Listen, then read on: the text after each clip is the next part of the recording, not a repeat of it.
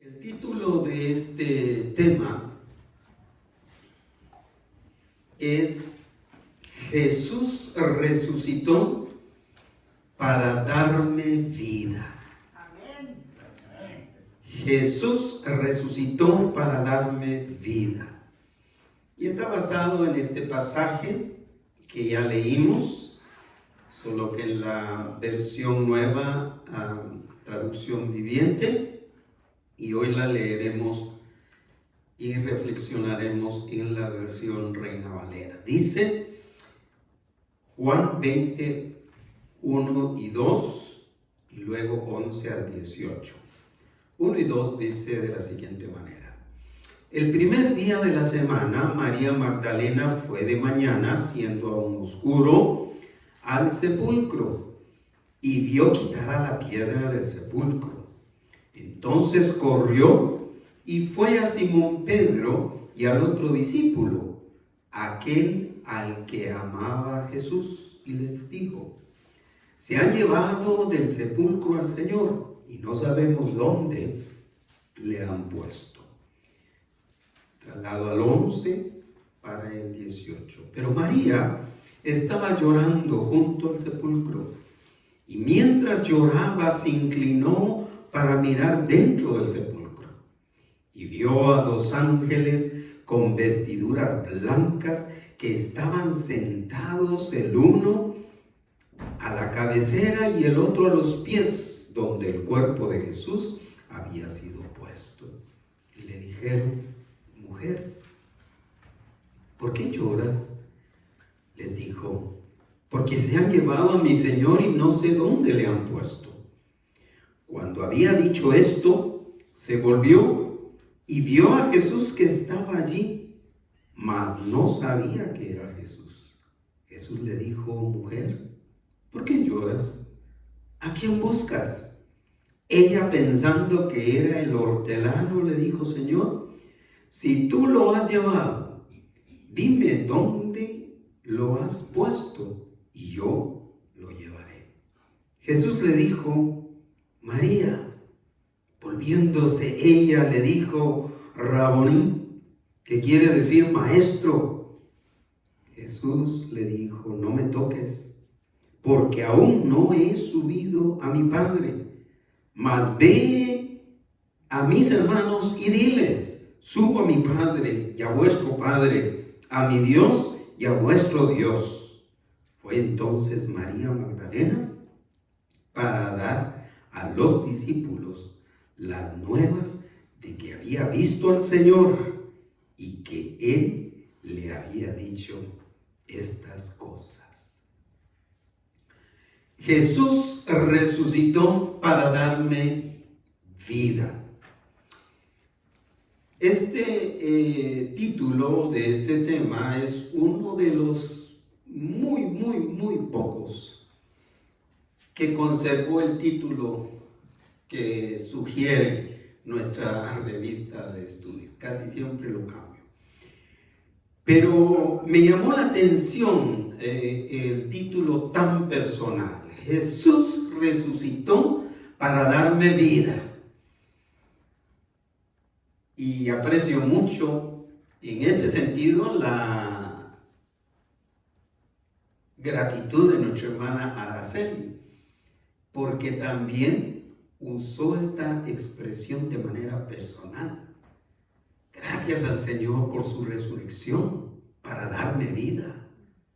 Bendito sea el Señor. Ojalá que todos entendamos que el Señor resucitó para darnos vida.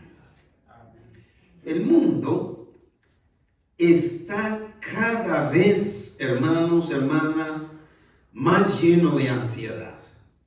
Es increíble lo ansioso que el ser humano se ha vuelto en los últimos días. A causa de que también ha ido creciendo la violencia al punto de la muerte en dimensiones que jamás se habían experimentado.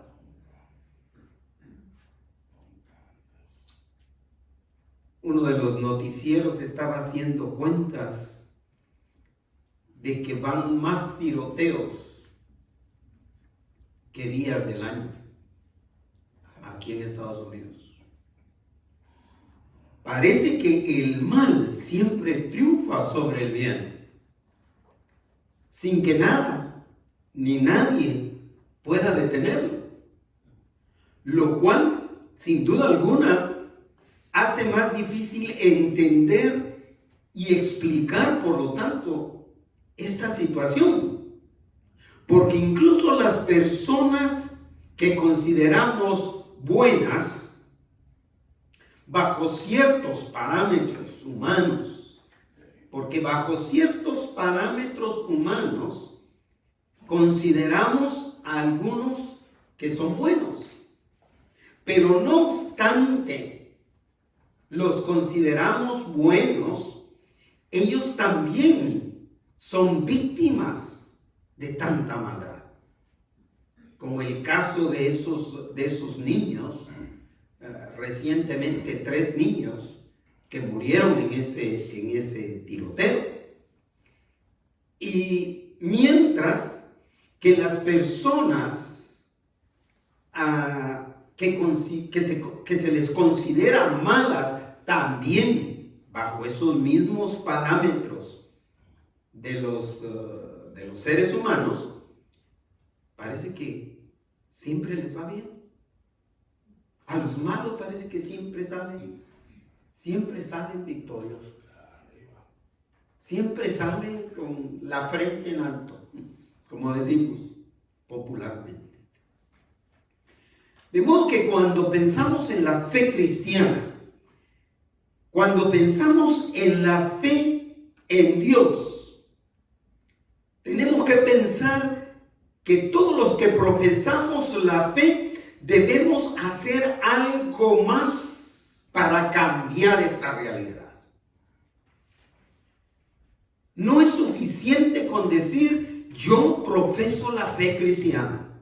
No es suficiente con decir yo soy cristiano, yo tengo fe en Dios.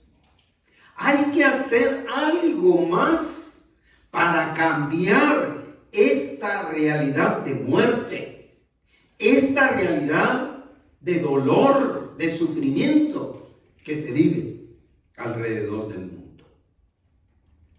¿Por qué? Porque eso fue lo que hizo Jesús con su muerte y con su resurrección.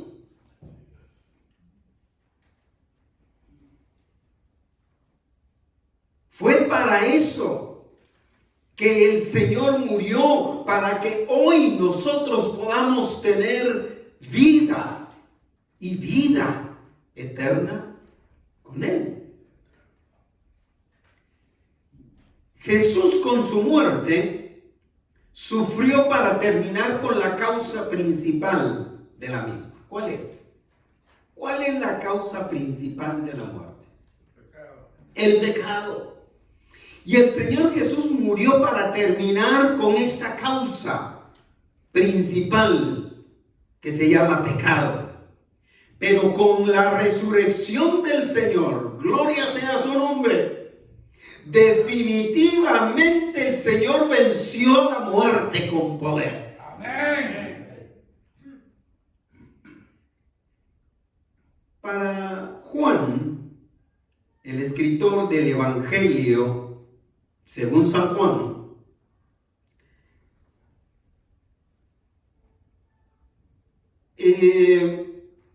no fue muy esencial escribir argumentos a favor en su evangelio, en el evangelio de Juan, escribir argumentos sobre la resurrección del Señor, en favor de la resurrección del Señor. ¿Sabe por qué?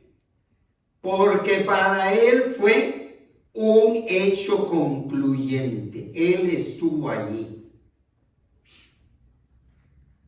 Para él no había que convencer a nadie de lo que la realidad había sido. Punto culminante. El Señor resucitó. Gloria sea al nombre de nuestro Dios. Así que para Juan, la historia de Jesús es diferente a la historia de todos los que se han proclamado en alguna época, en algún momento, el Mesías de Dios. ¿Sabe por qué es diferente? Porque todos los que se han nombrado a sí mismos como el Mesías del Señor han muerto. La historia de ellos termina con la muerte. Pero la historia del Señor Jesús como Mesías agarra continuidad eterna con su resurrección. Gloria sea su nombre.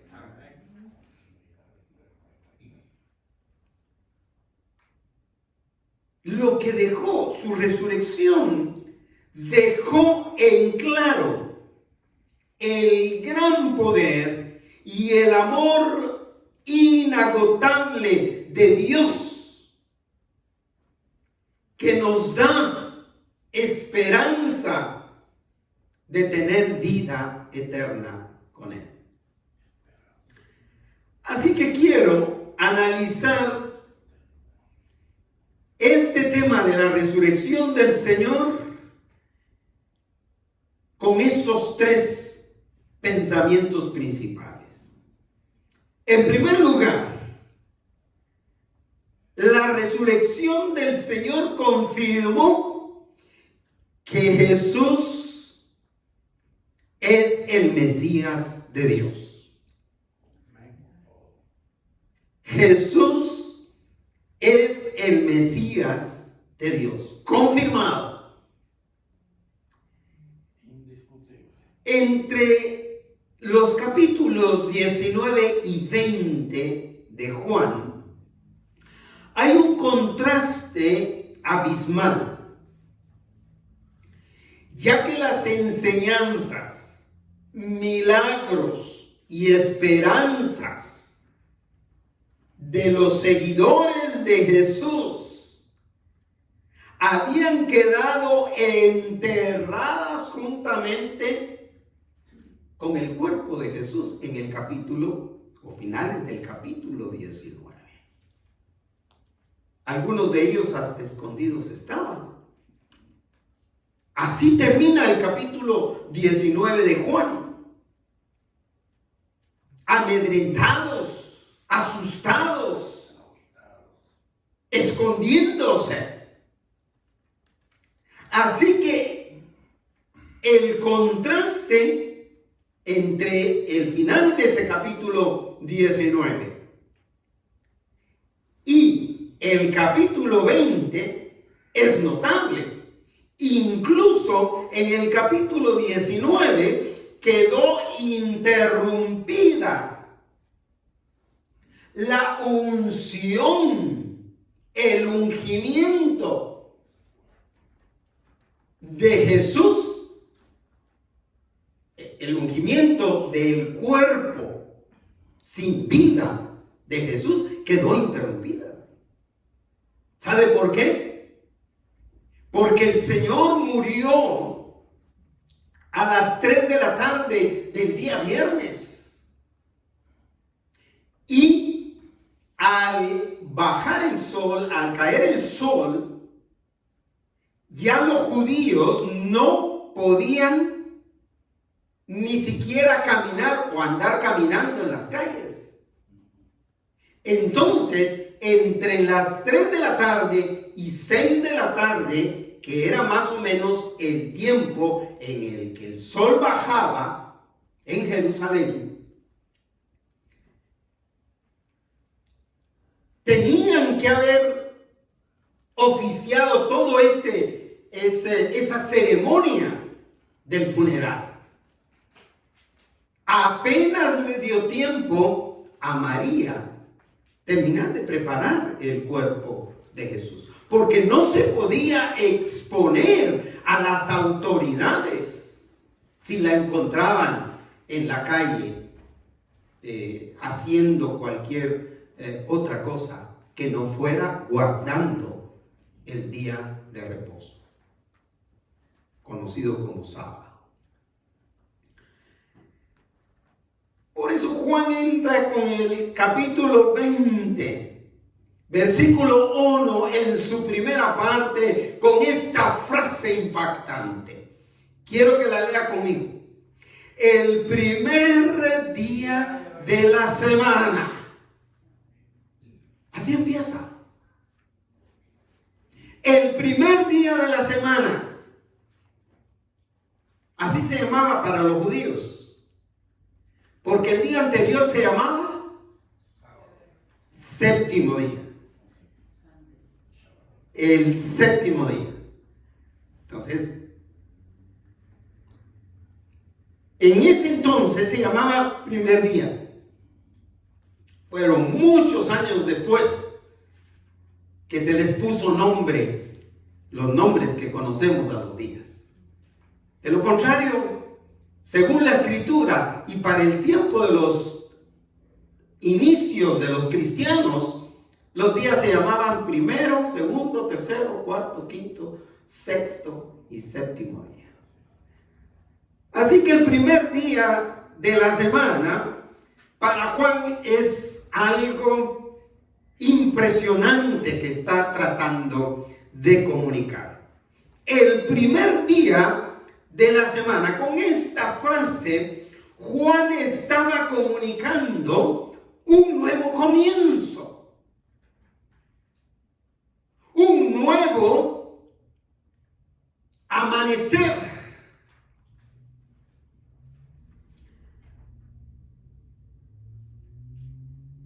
Y declarando que el triste pasado de sufrimiento, de angustia y de dolor había quedado olvidado. Todo lo que habían experimentado en la muerte de Jesús ya había quedado atrás. Ahora se inicia un nuevo comienzo, el primer día de la semana, al punto que el primer día de la semana llega a ser más importante que cualquier otro día de la semana. Los cristianos empiezan a reunirse el primer día de la semana, que para nosotros es domingo. Para nosotros el primer día de la semana no es domingo, es lunes. Pero eso es para los ingleses y fue muchísimos años después.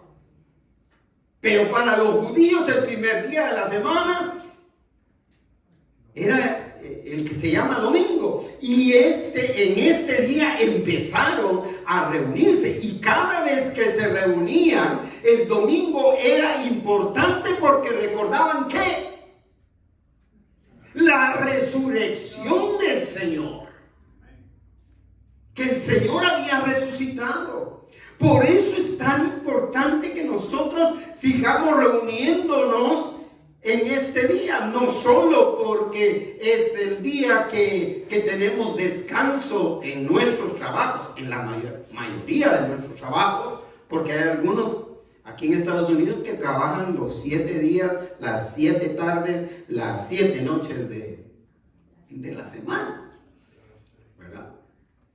Pero es importante que nos reunamos. No solo porque los cristianos se reunían, sino porque era un recordatorio de lo esencial que nos da vida. La resurrección del Señor.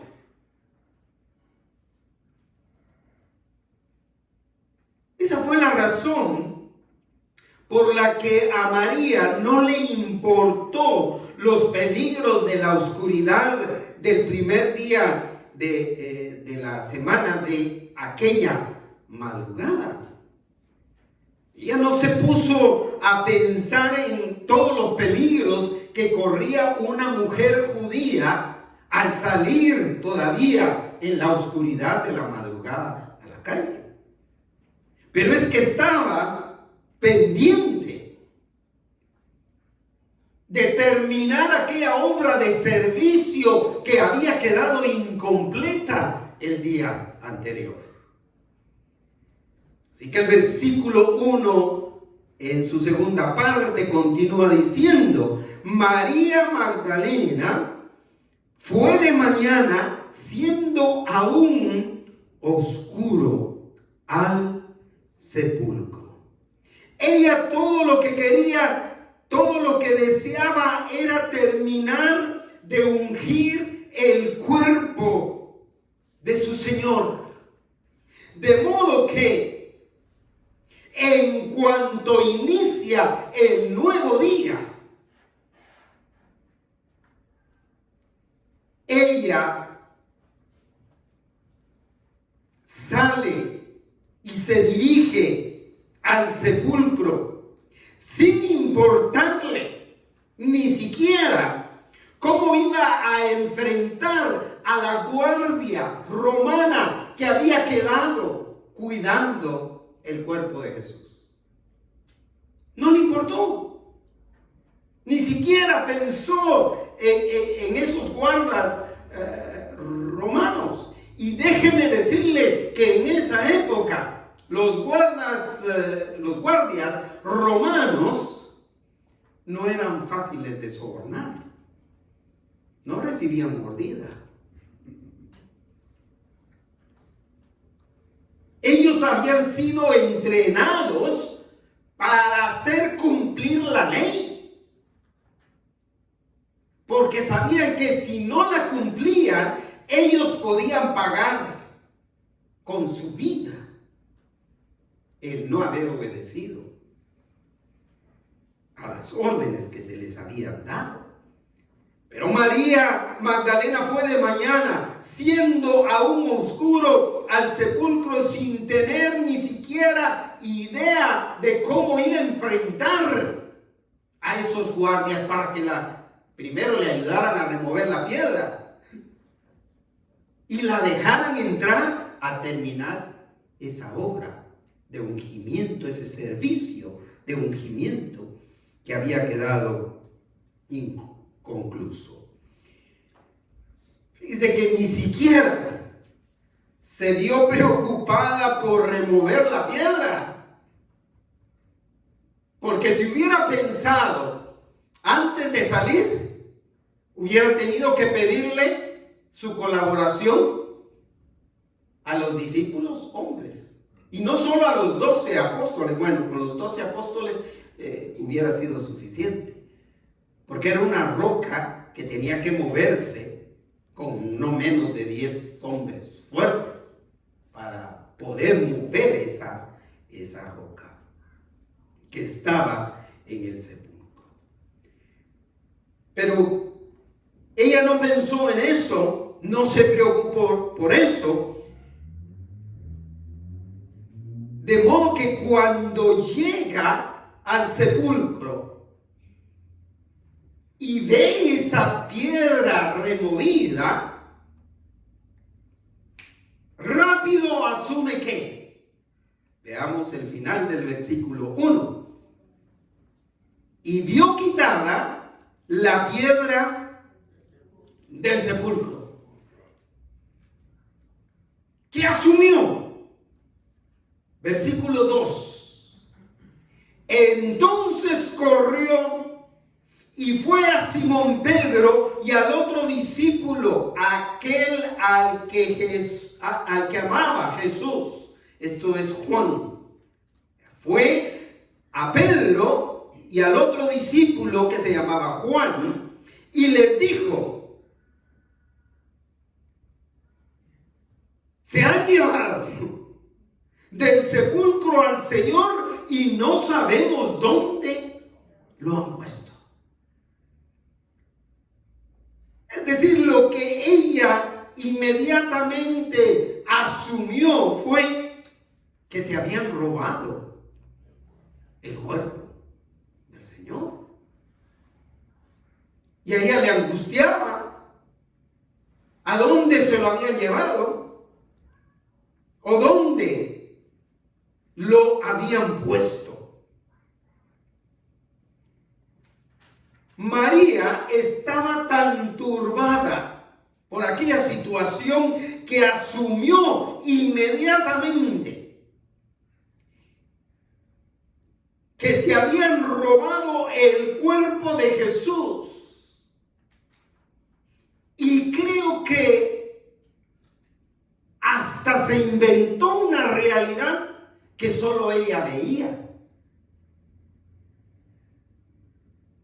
Solo ella veía que se habían robado el cuerpo del Señor. Y eso fue lo que llega a decirle a Pedro y a Juan: se han llevado o se han robado del sepulcro al Señor y no sabemos dónde le han puesto. Pero mis hermanos, para cerrar y entender este punto de que la resurrección del Señor confirmó, dio evidencia creíble de que Jesús es el Mesías de Dios.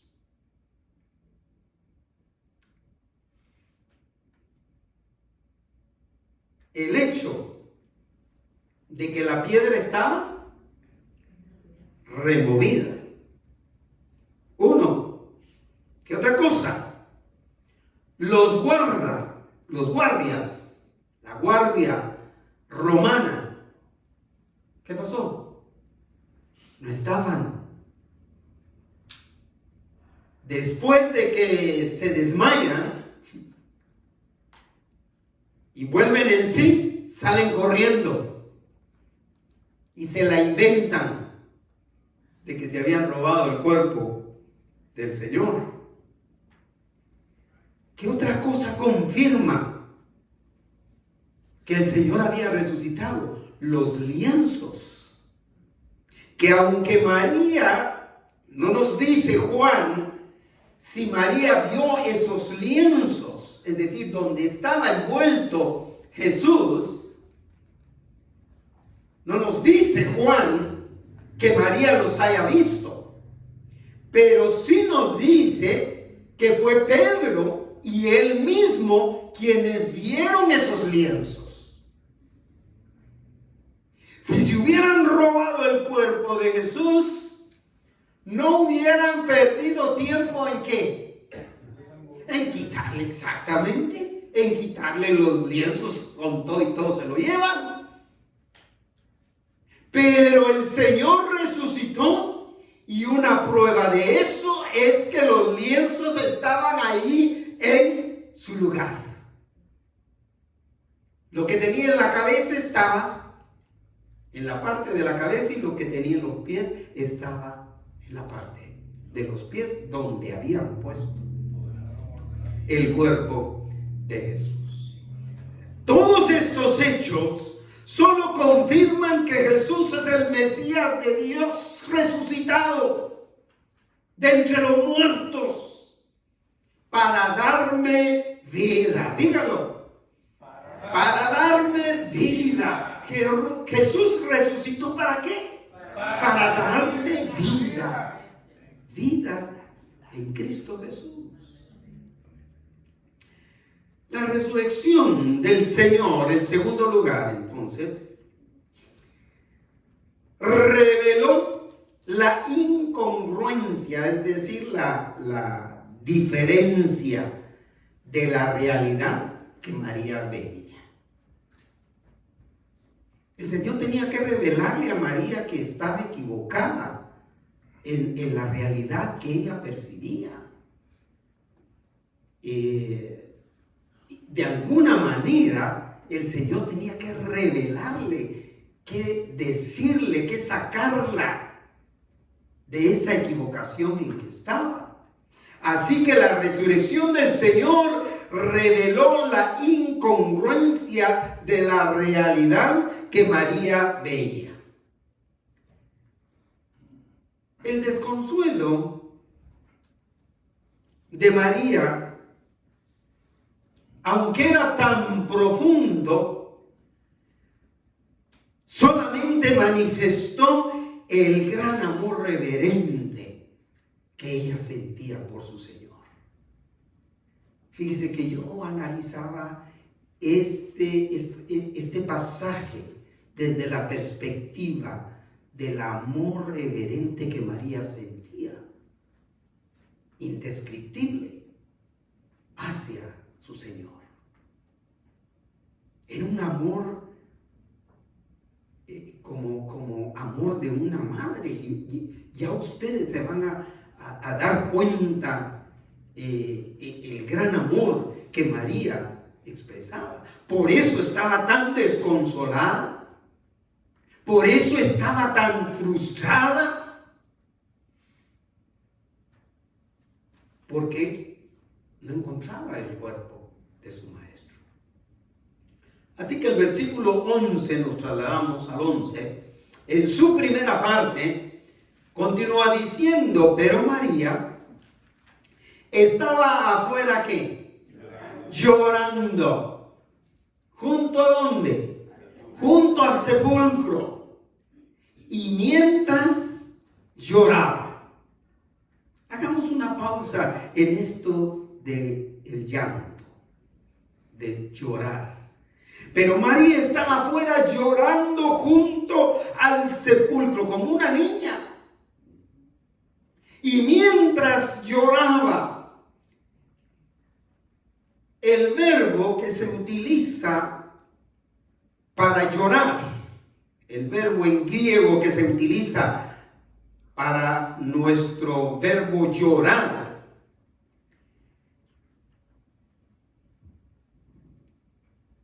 conlleva una combinación de lágrimas y gritos. Yo digo alaridos de dolor. Y ahí me estuvo dando vueltas, porque yo vi llorar a mi mamá varias veces, pero una sola vez la vi y la oí llorar como nunca, con unos gritos de dolor, con unos alaridos de dolor, cuando murió nuestro primer hermano, el tercero de los mayores. Era un dolor que mi mamá expresaba en su llanto, una cosa que dolía el corazón escucharla. La muerte de su primer hijo, de 12 que tuvo, pero era el primero de los tres mayores, con 26 años de edad.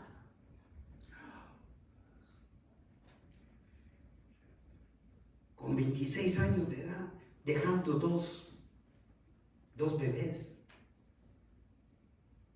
Era un dolor extremado. Y ese era el llanto que María expresaba por su Señor. ¿A alguien hemos escuchado que llore así por Cristo Jesús? Tal vez usted ha llorado así por algún familiar, por algún hijo, por su papá, por su mamá, por un hermano, pero por el Señor Jesús, por su maestro. Esa es la lección que nos da María. María lloraba desconsoladamente, pues lo único que quería era encontrar el cuerpo de Jesús para servirle por última vez.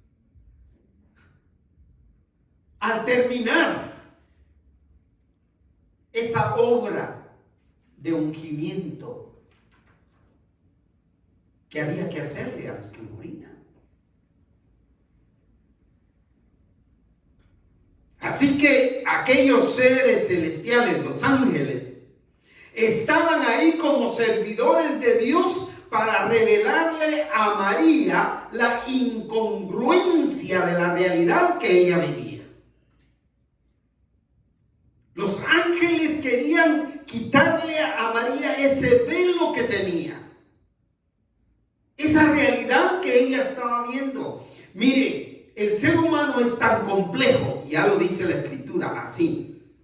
Nosotros somos diseñados de manera tan compleja, de manera tan complicada, que nosotros podemos imaginarnos una realidad que no existe.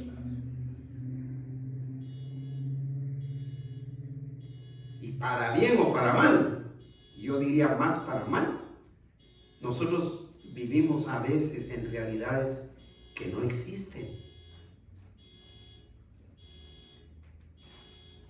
Y María estaba pasando por eso. Versículo 11, en su segunda parte, dice: y mientras ella lloraba, ¿qué hacía? Por favor, ayúdeme a leer. Se inclinó para mirar para adentro. María estaba tan acongojada que insistía por ratitos, por 20ª vez o por 100ª vez.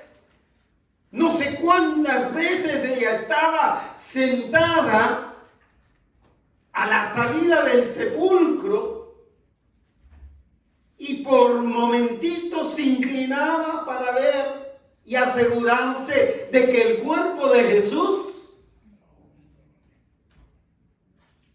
no estaba ahí. No podía creer que el cuerpo de su maestro hubiera sido robado. Y yo me la imagino, y con respeto digo esto: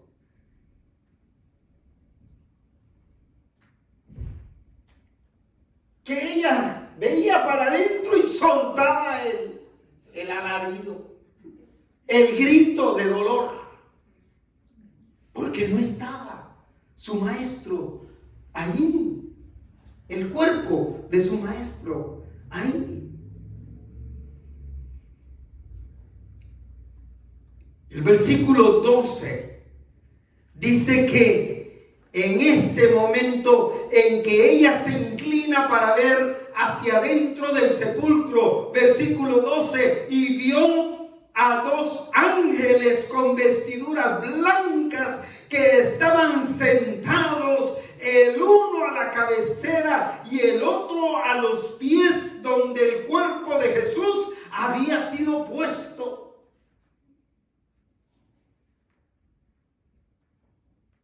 Estaban sentados, uno en la cabecera y el otro a los pies, en señal de control, en señal de autoridad, en señal de poder.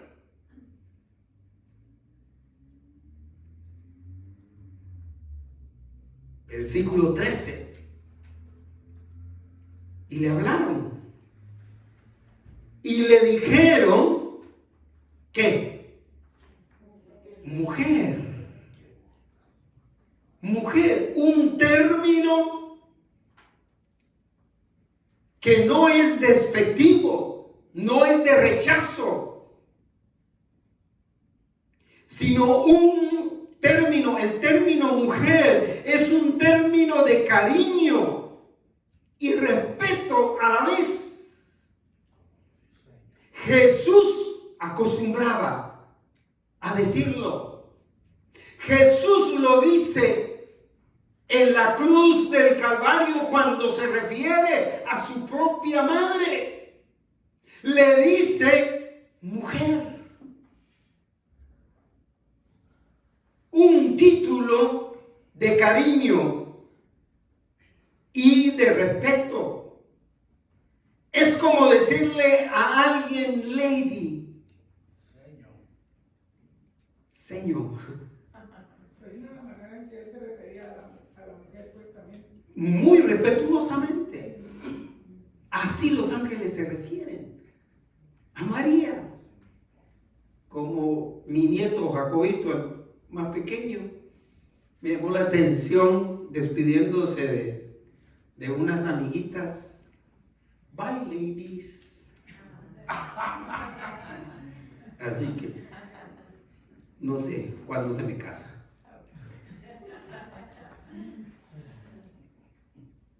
Pero era un título de respeto, mujer, y le hacen la pregunta. ¿Cuál es la pregunta? ¿Por qué lloras? Le dijo María respondiendo, porque se han llevado a mi Señor y no sé dónde le han puesto. Ella insistía en su realidad. Ella insistía en que eso era lo que había pasado. Se lo habían llevado, se habían robado el cuerpo. Pero es de notar que la obediencia y devoción que María tenía hacia el Señor Jesús como el Mesías, se mantuvieron firmes, aunque ella creía que estaba muerto. Su obediencia y su devoción seguían. Para mí es muy interesante cuando se le puede dar obediencia y devoción a una persona que ya no está. Y María no fue la excepción de no hacerlo. María seguía con esa devoción, con ese mismo respeto, con esa misma entrega, firmes al Señor. Aunque ella creía que el Señor estaba muerto, el Señor seguía siendo su Señor. Así que tanto Jesús como los ángeles querían hacerle ver a María que sus lágrimas por la muerte del Señor eran innecesarias, porque eran incongruentes con la realidad, puesto que Jesús había resucitado. Gloria sea su nombre. Sus lágrimas no había caso por qué llorarlo, porque el Señor había resucitado. Versículo 14 y 15. Cuando había dicho esto, y cuando ella dijo, se han llevado a mi Señor y no sé dónde lo han puesto, el versículo 14.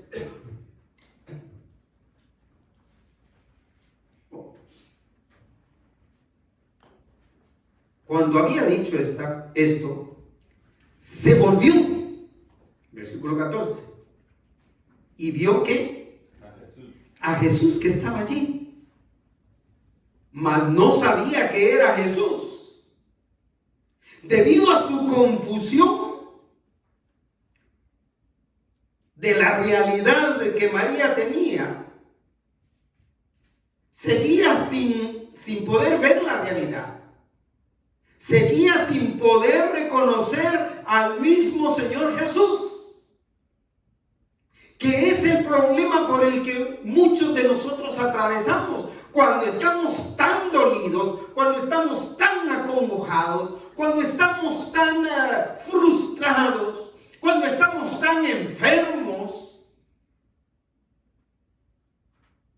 No somos capaces de ver la gracia y el amor de Dios para con nosotros, el cuidado del Señor en nuestras vidas.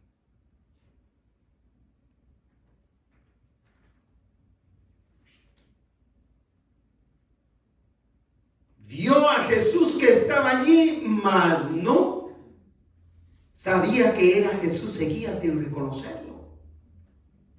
Entonces, versículo 15, ¿qué hizo Jesús? Jesús le dijo, mujer. Y le hizo dos preguntas. ¿Por qué lloras? Como para hacerla entender. Como para hacerla cambiar de esa realidad que veía a lo que verdaderamente estaba pasando. Mujer, ¿por qué lloras? ¿Y cuál es la segunda pregunta? ¿A quién buscas? Y ella, fíjese, pensando que era ¿quién? El hortelano, o sea, el jardinero del cementerio, le dijo, Señor, si tú lo has llevado, dime dónde lo has puesto y yo lo llevaré. Si tú te lo robaste, como quien dice, solo dime dónde lo has puesto. Yo no voy a decir nada, no te voy a acusar. Solo quiero que lo devuelvas.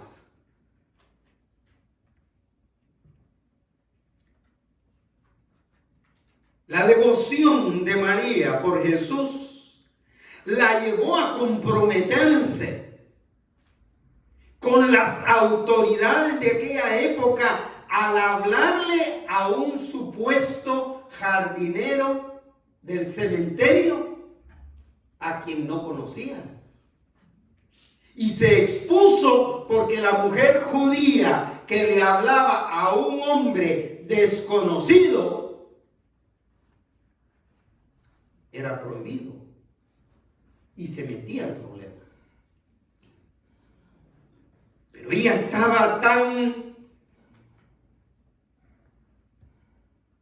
comprometida en su devoción por el Señor que corrió ese riesgo de comprometerse con las autoridades de esa época, con tal de recuperar el cuerpo de Jesús.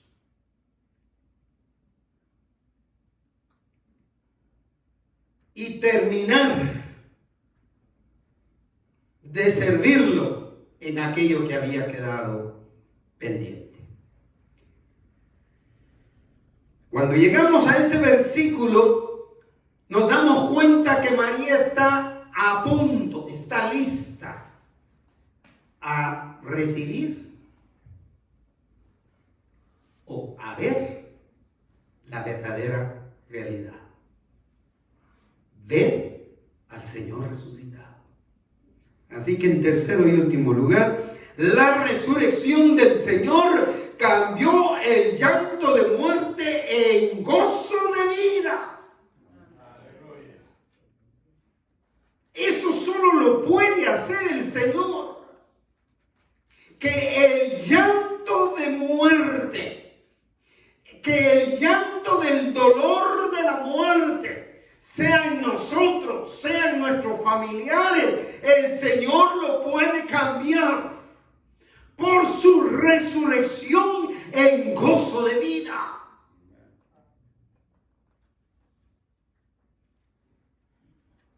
Con solo llamarla por su nombre, Jesús calmó el dolor de María, cambiando ese dolor en gozo, en esperanza y en paz. Vea el versículo 16.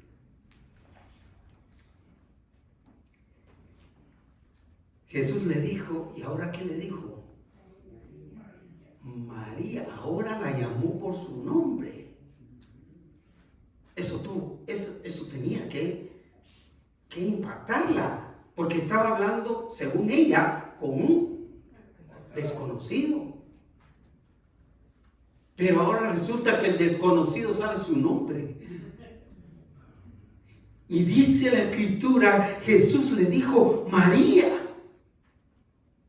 Volviéndose ella le dijo, Raboní, que quiere decir maestro. ¿Qué del Señor, el tono de voz del Señor, el amor que salía con las expresiones del Señor.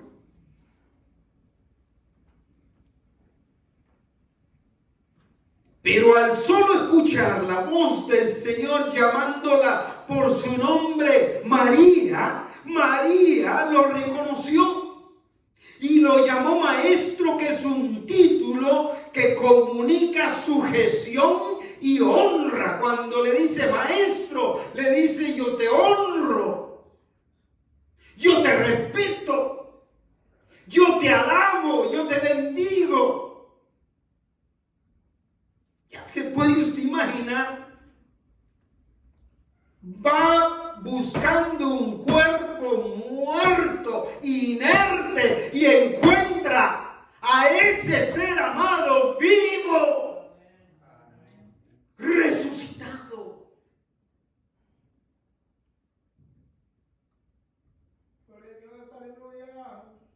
María cayó en cuenta que aquella realidad era completamente lo opuesto a lo que ella había visto. El Señor ha resucitado.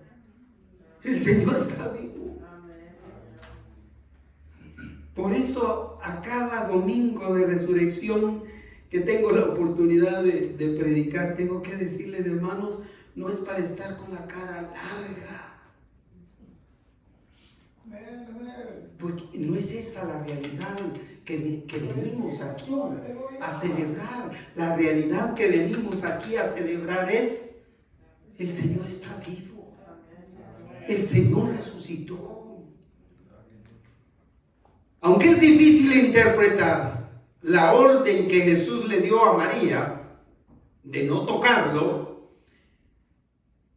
Jesús le aseguró que todavía pasaría tiempo con ellos, pero que en ese momento lo más urgente era llevar la noticia de la resurrección a los demás. Versículo 17.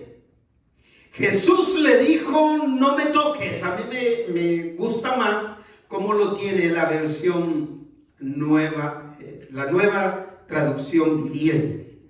No te aferres. No te aferres. No me toques. No te aferres a mí. Porque aún no subo a mi Padre. Mas ve a quienes, a mis hermanos, y diles. ¿Cómo cambia la relación de Jesús resucitado ahora con sus discípulos y con sus apóstoles, con sus seguidores? ¿Cómo los llama por primera vez? Hermanos.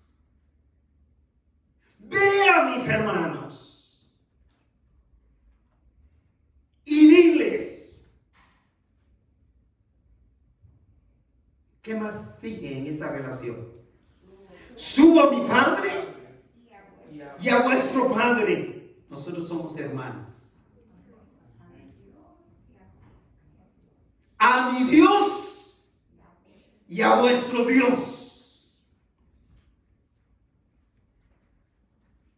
En ese preciso momento, lo que urgía, según el Señor Jesús, que es sabio, era decirles a los discípulos que el Señor había resucitado, porque ellos también estaban sufriendo de dolor, sufriendo de tristeza, sufriendo de frustración y hasta probablemente escondidos.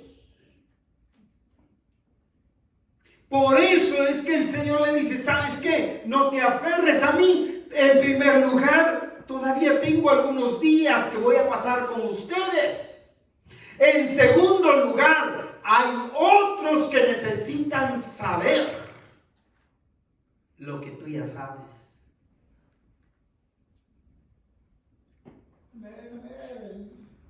Podemos ser tentados a quedarnos aquí adorando al Señor. Y solo adorarlo y a bendecirlo y a glorificarlo. Y encerrados y metidos aquí adorándolo y bendiciéndolo y glorificándole. Pero déjeme decirle que allá afuera hay miles y miles y siguen llegando miles y miles y miles de personas sufriendo dolor, sufriendo soledad, sufriendo tristeza, sufriendo enfermedad. Allá afuera está lleno de gente que necesita escuchar: Cristo vive y le puede dar vida a usted. Así que la comisión de María, la comisión que el Señor le dio a María, era dar a los discípulos la noticia de la resurrección de Jesús, para cambiarles también a ellos el llanto de muerte en gozo de vida.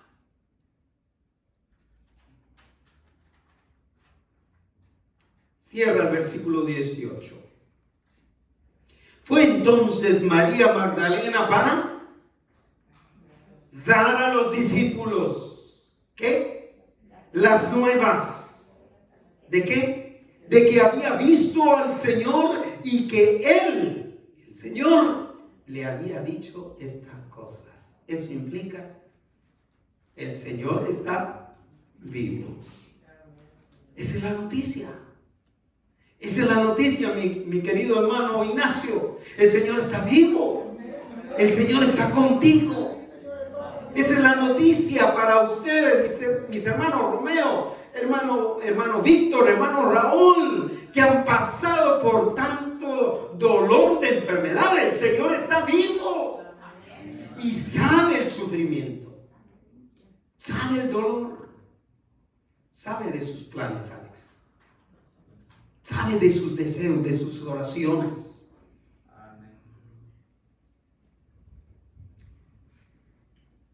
Aunque María hubiera preferido quedarse postrada de rodillas junto al Señor adorándolo, se levantó y enseguida obedeció y fue a comunicarles a los demás discípulos la noticia que cambia el llanto de muerte en gozo de vida. Porque Jesús resucitó para darme vida. Concluyo que el ejemplo que nos dio María a todos los seguidores de la fe en Cristo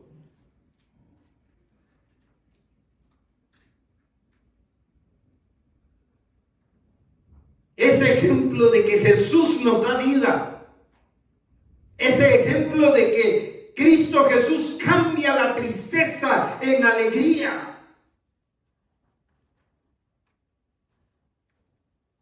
Aunque la respuesta normal de ese hecho es quedarnos a sus pies adorándolo, agradeciéndole, Jesucristo hoy nos urge a que vayamos, a que salgamos, a no quedarnos a sus pies adorándolo, sino que vayamos a las personas que necesitan escuchar la resurrección de Jesús. Le puede dar vida a usted también. Por eso, vuelvo a hacer esta invitación. Abra su corazón. Invite al Cristo resucitado a entrar a su corazón. Dígale que quiere hacerlo el Salvador de su vida. Acepte que es pecador, que es pecadora. Pídale perdón por sus pecados. Porque Dios ofrece vida eterna en Cristo Jesús, que resucitó para darnos vida. Si hay alguien quiere invitar a Cristo a venir a su vida como Salvador, indíquemelo, levante su mano. Nos unimos a usted para darle gracias a Dios. ¿Hay alguien que desea hacerlo? Si usted nunca ha recibido al Señor, hágalo hoy. ¿Hay alguien? Muy bien. Quiero decirles, mis hermanos, mis hermanas, piensen en alguna persona que esté a su alrededor, familiar, amistad o quien sea, vecino, quien sea, que necesite oír la noticia de la resurrección del Señor, que es la que nos da vida. Ore por esa persona, pero también denle la noticia